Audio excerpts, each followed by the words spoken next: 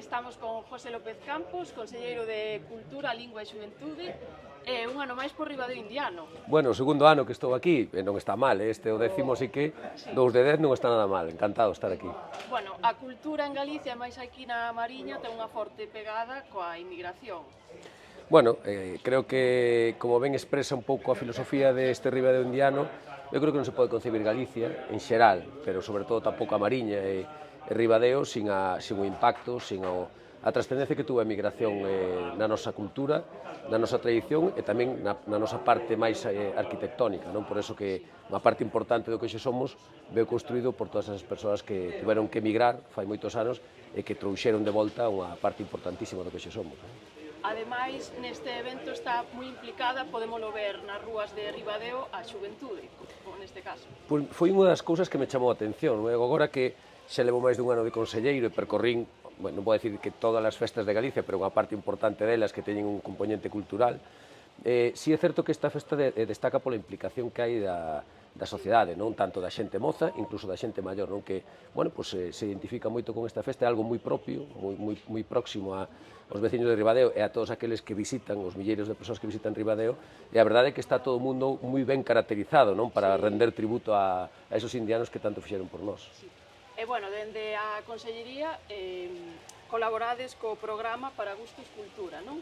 Sí, estamos, este verán, puxemos en marcha máis de 3.400 actividades. Este é un exemplo, claro, da colaboración entre a Xunta de Galicia e os concellos. Aquí en Ribadeo tendes a sorte de ter un alcalde moi dinámico que está, ademais, moi comprometido, non? Ca xestión cultural, e a Xunta de Galicia ten unha presencia moi importante. Esas actividades, ademais, nos permiten achegar ao territorio. A veces a xente ten a concepción de que a cultura está diseñada para grandes espazos e para grandes entornos urbanos, non? E ao contrario, o que pretendemos con estas políticas é achegar toda esa actividade cultural ás persoas e por eso hai que programar moito no territorio. Bueno, que destacarías do Ribadeo Indiano como do seu impacto cultural?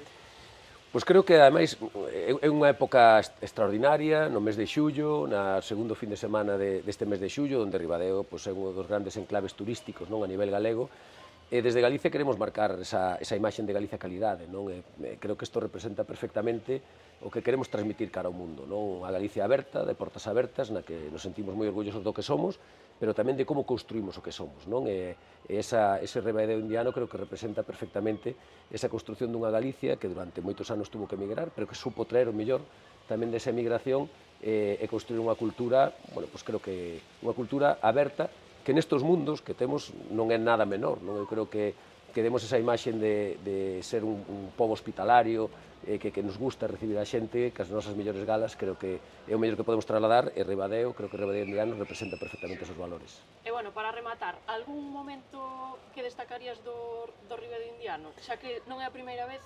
Bueno, a min gustoume moito o ano pasado, a parte do pregón, que é a parte máis institucional, non? É onde se recoñece a figura, como neste caso pode ser Ramón González, non? Que foi, bueno, un indiano que tuvo unha repercusión moi importante aquí en Ribadeo, en Porriño tamén, ese hermanamento tamén con Porriño, pero gustoume moito esa baixada cara ao Porto, non? A recibir os primeiros indianos e ver a toda a xente a carón dese acontecemento, é moi especial.